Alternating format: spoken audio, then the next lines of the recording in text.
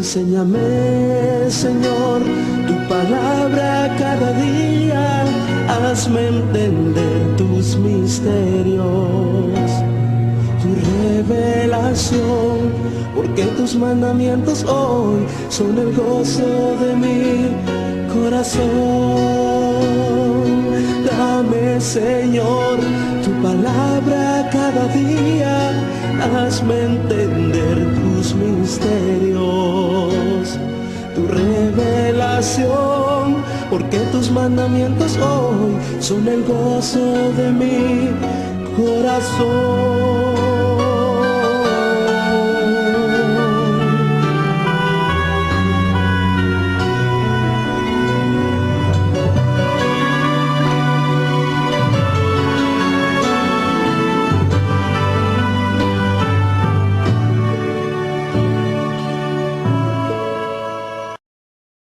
Continuamos hoy estudiando el capítulo 3 del Evangelio según San Juan. Y en nuestro programa anterior comenzamos a considerar el diálogo de Jesús con Nicodemo. Ya hemos visto que este hombre Nicodemo es diferente a la multitud.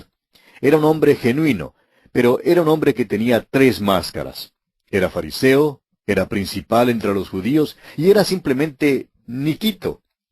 Hizo un genuino cumplido a Jesús y nuestro Señor nunca le acusó de ser hipócrita. Vino como fariseo hablando acerca del reino de Dios. Y vimos que nuestro Señor Jesucristo le interrumpe repentinamente y le dice que necesita nacer otra vez, que no puede ver el reino de Dios a menos que nazca de nuevo. Ahora, si es que este hombre vino para hablar del reino y de su establecimiento, lo cual creemos que hizo, entonces es cierto que esta declaración de nuestro Señor le desvió. Ahora se quita la máscara de fariseo, aunque todavía es principal entre los judíos. Continuemos entonces leyendo el versículo 4 de este capítulo 3 del Evangelio según San Juan. Nicodemo le dijo, ¿cómo puede un hombre nacer siendo viejo? ¿Puede acaso entrar por segunda vez en el vientre de su madre y nacer? Jesús le dijo a Nicodemo que le era necesario nacer de nuevo.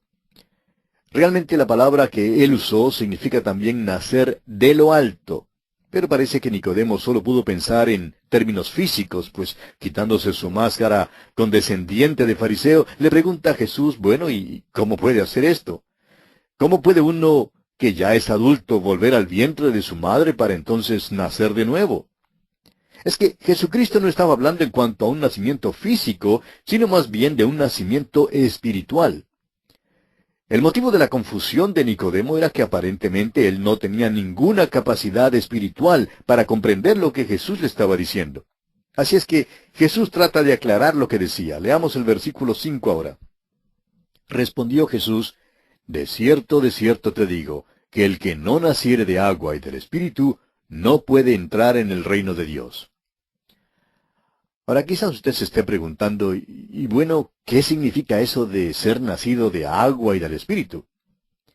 Por una parte, hay quienes creen que el ser nacido de agua es una referencia al bautismo, pero permítanos decir, amigo oyente, que esta sería una expresión muy extraña si fuese una referencia a tal cosa. Por otra parte, tenemos el caso de muchos médicos que dicen que esta es una referencia al nacimiento físico, ya que es un nacimiento en agua, y el feto en el vientre de la madre está rodeado por agua. Bueno, sea lo que fuere, no creemos que nacer de agua signifique ninguna de estas dos cosas. Creemos que Jesús no estaba hablando aquí de las diferencias entre el nacimiento natural y el nacimiento espiritual, sino que estaba explicando cómo un hombre puede ser nacido de lo alto, o sea, renacido. Al hacerlo, dijo entonces que este nuevo nacimiento es producto del agua y del Espíritu. Más adelante en este Evangelio, allá en el capítulo 17, versículo 17, Jesús dice, santifícalos en tu verdad, tu palabra es verdad. La palabra es la que puede limpiar y santificar. En el capítulo 15 de este Evangelio, versículo 3, Jesús dice, ya vosotros estáis limpios por la palabra que os he hablado. O sea que en muchas maneras y en muchos pasajes de las Escrituras, la palabra es comparada con el agua, es decir, la palabra de Dios. Creemos entonces que el nacer de agua en este pasaje significa que una persona solo puede nacer de nuevo mediante la acción de la palabra, o sea, las Sagradas Escrituras. El Espíritu Santo es quien toma las Escrituras y las usa. Creemos de todo corazón que nadie puede ser renacido sin la acción de la palabra de Dios. Y creemos que es por esto que Jesús le da tanta importancia al ser nacido del agua y del Espíritu. Si estudiamos el libro de los Hechos de los Apóstoles, encontraremos que hay 3 relatos sobresalientes sobre 3 personas que se convierten, es decir, que nacen de nuevo. Y creemos que estos relatos nos han sido dados como ilustraciones. Primero tenemos la conversión del eunuco etíope, luego la conversión de Cornelio y entonces la conversión del apóstol Pablo. Estas 3 personas son representantes de las 3 familias de Noé. Uno es hijo de Sem, otro es hijo de Cam, y el tercero es hijo de Jafet. Y en la conversión de cada uno de estos 3, la palabra de Dios fue utilizada por el Espíritu de Dios. El método de Dios parece ser este: la palabra de Dios, usada por el Espíritu de Dios, dada mediante un hombre de Dios. Y estamos confiados de que nuestro Señor Jesucristo estaba diciendo que es necesario nacer de agua y del Espíritu, y que esto significa la acción del Espíritu de Dios, quien usa la palabra de Dios. Sin este renacimiento, amigo oyente, no se puede entrar en el reino de Dios. Continuemos ahora con el versículo 6 de este capítulo 3 de Juan. Lo que es nacido de la carne, carne es, y lo que es nacido del Espíritu, Espíritu es.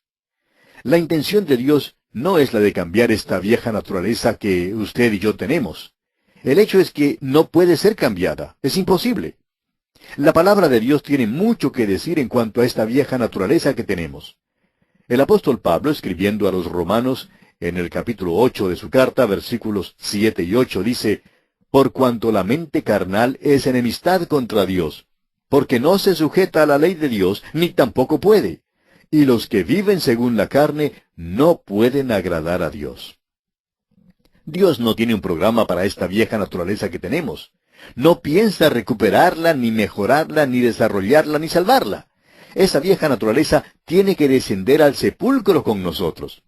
Y si el Señor viene antes de que descendamos al sepulcro, entonces tendremos que ser transformados. Eso significa que Él acabará con esa vieja naturaleza, pues ésta nunca, nunca jamás podrá ser obligada a ser obediente a Dios. El Señor Jesucristo dijo: lo que es nacido de la carne, carne es. Este es un axioma, y por esto Dios no intenta salvar la carne de ninguna manera. Esta vieja naturaleza será reemplazada por la nueva naturaleza. Amigo oyente, es por esto que el nacimiento espiritual es necesario, a fin de que podamos recibir una nueva naturaleza. La vieja naturaleza es categóricamente una naturaleza que no puede ser recuperada. Ahora, en los versículos 7 y 8, el Señor continúa hablando a Nicodemo y le dice: no te maravilles de que te dije, os es necesario nacer de nuevo. El viento sopla de donde quiere y oye su sonido, mas ni sabes de dónde viene ni a dónde va. Así es todo aquel que es nacido del Espíritu. Nicodemo está ahora perdiendo sus máscaras y Jesús le explica esto. No se puede decir de dónde viene el viento ni a dónde va. Las corrientes de aire y los vientos son cosas sobre las cuales hay mucho que los hombres todavía no saben. El viento sopla de donde quiere. No podemos hacer nada para desviarlo ni cambiarlo. Hoy en día tratan de restarle fuerza a los huracanes allá en el Golfo de México y en la región del Caribe, pero hasta el momento no han tenido mucho éxito, que digamos. No nos es posible domar el viento. Ahora, aunque no podemos controlar el viento, sí podemos saber cuándo sopla. Usted y yo podemos estar parados en la calle y usted me dice a mí: hace mucho viento. Y yo le respondo: ¿cómo sabes? Usted me contestaría: pues lo siento, y mira allí aquel árbol. ¿Ve cómo sus hojas son llevadas por el viento? Y fíjate en cómo se dobla el árbol. Sí, amigo oyente, podemos saber cuándo sopla el viento. Ahora, no sé cómo explicarle, amigo oyente, el nacimiento espiritual. Yo sé que hay muchos libros que se han publicado hoy en día que tratan de explicarlo, pero la diferencia entre aquellos autores y yo es que parece que los autores de esos libros no saben que no lo saben explicar. Yo por lo menos estoy dispuesto a admitir que no lo sé. El Señor Jesús dijo: el viento sopla de donde quiere. Así es todo aquel que es nacido del Espíritu. No lo entiendo por completo. Así es con el que es nacido del Espíritu. No le puedo decir exactamente cómo opera el Espíritu de Dios, pero sí me es posible saber cuándo está obrando en las vidas y en los corazones de su pueblo. Eso es exactamente lo que nuestro Señor Jesucristo está diciendo aquí. Nuestro Señor le ha quitado ahora dos máscaras a Nicodemo. El hombre que se para delante de Jesús ya no es un hombre de los fariseos, ni tampoco es principal entre los judíos. ¿Quién es entonces? Vamos a ver lo que dice el versículo siguiente, el versículo 9 de este capítulo 3 de Juan. Respondió Nicodemo y le dijo, ¿cómo puede hacerse esto? Ahora se para allí simplemente Niquito. Se pregunta en cuanto a cómo estas cosas pueden ser, y veremos que nuestro Señor le habla muy claro. A propósito, a usted y a mí nos es posible ponernos las máscaras cuando estamos los unos con los otros, y hoy en día hay muchos que las llevan puestas. Cuando están con cierto grupo se portan de cierta manera. La máscara, amigo oyente, esconde cómo somos en verdad. Pero cuando venimos al Señor Jesús, tenemos que quitarnos todas estas máscaras. Jesús nos verá tal como somos en realidad y tratará a cada uno de nosotros de conformidad. Así trató a Nicodemo. Ahora el versículo 10 dice, respondió Jesús y le dijo, ¿eres tú maestro de Israel y no sabes esto? Nuestro Señor aquí hace uso de la sátira. Le está diciendo a Nicodemo que él creía que Nicodemo era principal entre los judíos, y sin embargo, ahora se estaba portando como si Jesús le estuviera diciendo algo que no podía ser verdad. Dice que si esto es verdad, Nicodemo debe de haberlo sabido. Y entonces Jesús le pregunta, ¿no sabes esto, Nicodemo? Continuemos con los versículos 11 hasta el 13 ahora de este capítulo 3 de Juan. De cierto te digo que lo que sabemos hablamos, y lo que hemos visto testificamos, y no recibís nuestro testimonio. Si os he dicho cosas terrenales y no creéis, ¿cómo creeréis si os dijere las celestiales? Nadie subió al cielo sino el que descendió del cielo, el Hijo del Hombre que está en el cielo. Jesús le dice a Nicodemo que él no había recibido su testimonio, ni aun lo que le había estado hablando ahora. Y después de esto, vemos que hay un gran movimiento que se presenta aquí en el Evangelio según San Juan. Usted recordará que en la introducción a nuestro estudio de este Evangelio, dirigimos nuestra atención a lo que Jesús dijo allá en el capítulo 16 de este Evangelio de Juan, versículo 28, cuando dijo, «Salí del Padre, y he venido al mundo. Otra vez dejo el mundo, y voy al Padre». Y ahora dice, «Nadie subió al cielo, sino el que descendió del cielo». Esa es la respuesta para quienes hoy en día creen que Elías y Enoc fueron al cielo cuando fueron traspuestos. No creemos que fueron al cielo porque hasta aquí el Señor Jesús dice que nadie subió al cielo, sino el que descendió del cielo, el Hijo del Hombre que está en el cielo. En otras palabras, dice que Él es el único que puede hablar en cuanto al cielo porque Él es el único que ha subido al cielo. Ahora es verdad que hay muchos que han ido al cielo después de Cristo, pero en el Antiguo Testamento, cuando un santo moría, es decir, uno de los hijos de Dios moría, iba a un lugar que se llamaba el paraíso o el seno de Abraham. Nuestro Señor lo llamó así en Lucas, capítulo 16, versículo 22.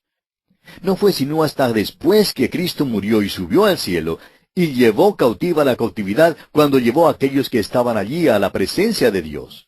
Desde entonces, para el Hijo de Dios siempre ha sido verdad que estar ausentes del cuerpo es estar presentes al Señor, como lo declara el apóstol Pablo en su segunda carta a los Corintios, capítulo 5, versículo 8. ¡Qué cuadro tan glorioso tenemos aquí! Leamos ahora los versículos 14 y 15 de este capítulo 3 de Juan.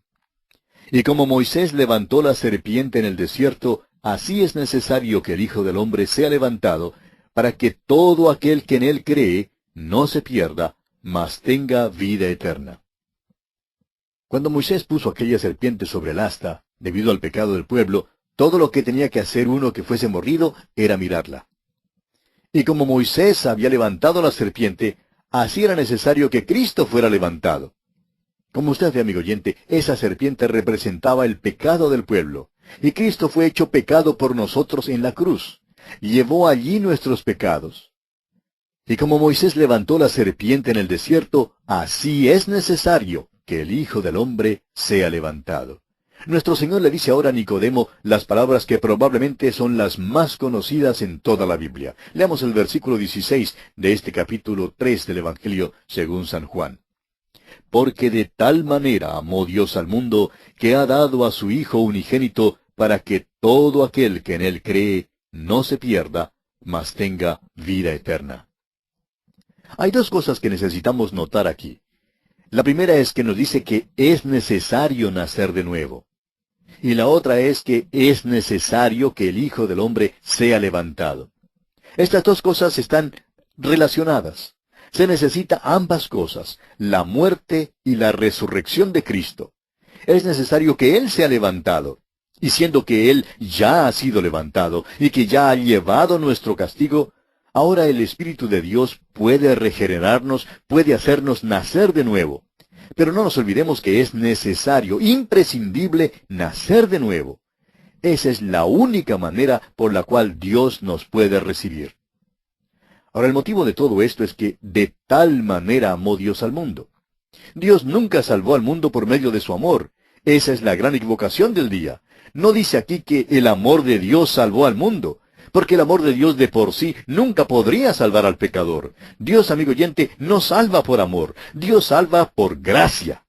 El apóstol Pablo, escribiendo a los Efesios, dice con toda claridad en el capítulo 2 de esa carta, versículos 8 y 9, porque por gracia sois salvos por medio de la fe, y esto no de vosotros, pues es don de Dios, no por obras, para que nadie se gloríe. Ahora, ¿cómo le salva Dios a usted? Dios le salva a usted, amigo oyente, por su gracia. Porque de tal manera amó Dios al mundo, que ha dado a su Hijo unigénito, para que todo aquel, y aquí usted, amigo oyente, puede poner el nombre suyo, y yo puedo poner el nombre mío también, para que todo aquel que en Él cree no se pierda, mas tenga vida eterna. Ahora fíjese usted que junto con la palabra cree está la pequeña preposición en. Significa creer en Cristo, es decir, confiar en Él como el único que llevó la pena del pecado. Esto es lo personal. Cada uno de nosotros individualmente necesita creer que Él murió en el lugar nuestro. Amigo oyente, es necesario que crea que Él murió por usted. Veamos ahora los versículos 17 y 18 de este capítulo 3 de Juan. Porque no envió Dios a su Hijo al mundo para condenar al mundo, sino para que el mundo sea salvo por él. El que en él cree no es condenado, pero el que no cree ya ha sido condenado porque no ha creído en el nombre del unigénito Hijo de Dios. Vemos aquí que cuando Jesús vino la primera vez, no vino como juez. Esto quedó bien aclarado en su conversación con aquel hombre en Lucas capítulo 12, que quiso que el Señor juzgara entre él y su hermano. Él le dijo en el versículo 14, «Hombre, ¿quién me ha puesto sobre vosotros como juez o partidor?» Jesucristo no vino como juez la primera vez, vino como Salvador. Ah, pero la segunda vez, la próxima vez que venga, entonces sí vendrá como juez. Ahora dice que Dios no le envió al mundo para condenar al mundo, sino para que el mundo sea salvo por él. Y el que no cree ya ha sido condenado. Amigo oyente, si usted no cree, déjeme decirle que usted ya es condenado. ¿Por qué? Porque no ha creído en el nombre del unigénito Hijo de Dios. Aquel maravilloso nombre es Jesús. Su nombre es Jesús porque Él es el Salvador del mundo. Cualquiera que cree en aquel nombre ya no está bajo la condenación, bajo la pena de muerte eterna, sino que tiene vida eterna. Continuemos con los versículos 19 hasta el 21. Y esta es la condenación, que la luz vino al mundo, y los hombres amaron más las tinieblas que la luz, porque sus obras eran malas. Porque todo aquel que hace lo malo aborrece la luz, y no viene a la luz para que sus obras no sean reprendidas. Mas el que practica la verdad, viene a la luz, para que sea manifiesto que sus obras son hechas en Dios. ¿Lo ve, amigo oyente, que este es el juicio del mundo? El día en que el mundo crucificó a Cristo, el mundo hizo una gran decisión. Ahora debe ser juzgado por Dios, y de eso es de lo que se habla aquí. Recuerde que Jesús está hablando con Nicodemo aquí, y que Nicodemo era fariseo. Los fariseos creían que cuando viniera el Mesías, vendría como juez. El Antiguo Testamento presenta dos aspectos de la venida del Mesías. Uno es su venida como Salvador, llegando para morir, para pagar la pena. El otro aspecto es su venida como juez, y la palabra aquí significa esto. Razonaban entonces los fariseos que el Mesías sería un juez cuando viniera, porque dice en el Salmo capítulo 2, versículo 9, que los quebrantarás con vara de hierro. Daniel habla de él como juez del mundo entero, en Daniel capítulo 7, versículos 13 y 14. El Salmo 45 habla del reinado del Mesías sobre el mundo con justicia. Y en Isaías 11, versículos 3 al 5, se habla acerca de sus juicios con justicia. Y también en el capítulo 42 de Isaías, versículos 1 al 7, se habla de sus juicios con justicia.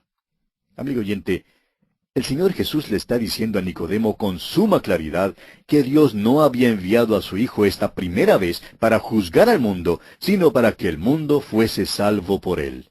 La palabra que se traduce aquí por mundo es cosmos, y esto quiere decir que el propósito redentor de Dios abarca el mundo entero.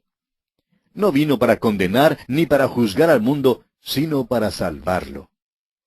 En Cristo, amigo oyente, no hay ninguna condenación. Pero aquellos que no creen en Cristo ya están condenados.